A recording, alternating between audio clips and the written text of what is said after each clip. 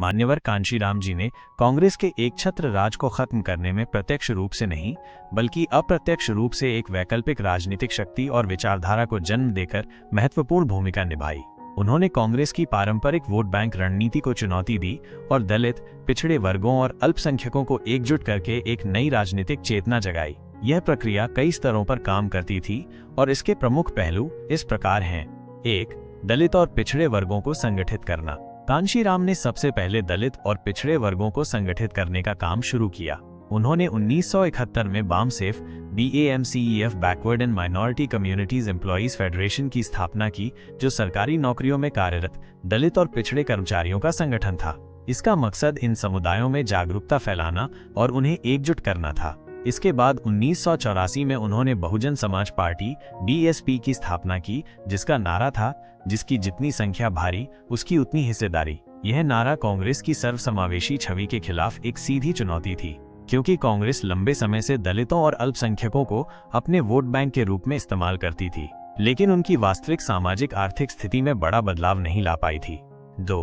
कांग्रेस की चमचा युग की आलोचना। कांशीराम ने कांग्रेस पर यह आरोप लगाया कि उसने दलित नेताओं को चमचा बनाकर रखा, जो कांग्रेस की नीतियों का समर्थन करते थे लेकिन दलित हितों की अनदेखी करते थे। उनकी किताब द चमचा युग 1982 में उन्होंने कांग्रेस की इस रणनीति की कड़ी आलोचना की। कांशीराम ने कहा कि कांग्रेस ने आजादी के बाद से दलितों को केवल वोट बैंक के रूप में इस्तेमाल किया, लेकिन सत्ता में उनकी वास्तविक भागीदारी नहीं दी। इस आलोचना ने कांग्रेस की छवि को नुकसान पहुंचाया और दलित समुदाय में असंतोष पैदा किया। 3. उत्तर प्रदेश में कांग्रेस का आधार तोड़ना। उत्तर प्रदेश जैसे बड़े राज्य में कांग्रेस का दबदबा था। कांशीराम ने BSP के जरिए इस आधार को तोड़ने का काम किया। 1980 और 1990 के दशक में BSP ने धीरे धीरे अपनी जड़ें मजबूत की। खासकर 1993 में जब BSP ने समाजवादी पार्टी सपा के साथ गठबंधन करके उत्तर प्रदेश में सरकार बनाई, तो ये कांग्रेस के लिए बड़ा झटका था। इस गठबंधन ने कांग्रेस को सत्ता से दूर रखा और BSP को एक मजबूत क्षेत्रीय शक्ति के रूप में स्थापित किया। इसके बाद मायावती के नेतृत्व में BSP ने कई बार उत्तर प्रदेश में सरकार बनाई, जिससे कांग्रेस का प्रभाव और कम हुआ। 4. जाति आधारित राजनीति को नई दिशा देना। कांशीराम ने जाति को एक राजनीतिक हथियार के रूप में इस्तेमाल किया। जहां कांग्रेस सबको साथ लेकर चलने की बात करती थी, वहीं कांशीराम ने खुलकर उच्च वर्गों के वर्चस्व को चुनौती दी। उनके 85% बनाम 15% के नारे ने बहुसंख्यक दलित, पिछड़े और अल्पसंख्यक समुदायों को एकजुट करने की कोशिश की। इसने कांग्रेस के उस दावे को कमजोर किया कि वो सभी वर्गों की पार्टी है। कांशीराम ने दलित और पिछड़े वर्गों को यह एहसास दिलाया कि वे कांग्रेस के भरोसे नहीं रह सकते और अपनी स्वतंत्र राजनीतिक ताकत बनानी होगी। 5. अन्य राज्यों में प्रभाव।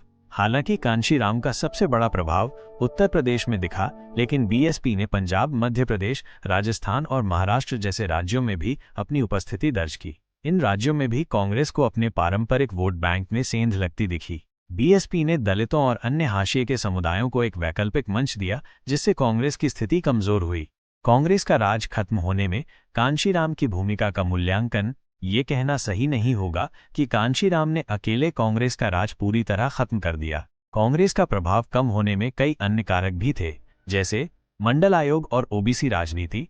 1990 के दशक में मंडल आयोग की सिफारिशों के लागू होने से OBC समुदायों की राजनीति में नई पार्टियां जैसे सपा, जदयू उभरी, जिन्होंने भी कांग्रेस का आधार तोड़ा। हिंदुत्व की राजनीति। BJP ने हिंदुत्व के एजेंडे को आगे बढ़ाकर कांग्रेस के सामने एक और बड़ी चुनौती खड़ी की। क्षेत्रीय दलों का उभार।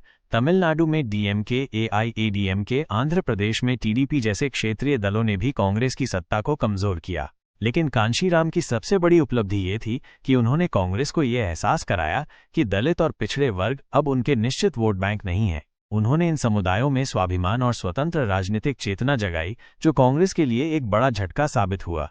निष्कर्ष। कांशीराम ने कांग्रेस के राज को खत्म करने में एक उत्प्रेरक की भूमिका निभाई। उन्होंने दलित और पिछड़े वर्गों को संगठित करके एक नई राजनीतिक ताकत बनाई, जिसने कांग्रेस की सत्ता को कई राज्यों में कमजोर किया। हालांकि कांग्रेस आज भी एक राष्ट्रीय पार्टी है, लेकिन कांशीराम की वजह से उसे अपनी रणनीति बदलने और क्षेत्रीय दलों के साथ प्रतिस्पर्धा करने के लिए मजबूर होना पड़ा। कांशीराम का योगदान भारतीय राजनीति में सामाजिक न्याय की एक नई धारा को स्थापित करना था, जिसने कांग्रेस की एक छत्र सत्ता को चुनौती दी।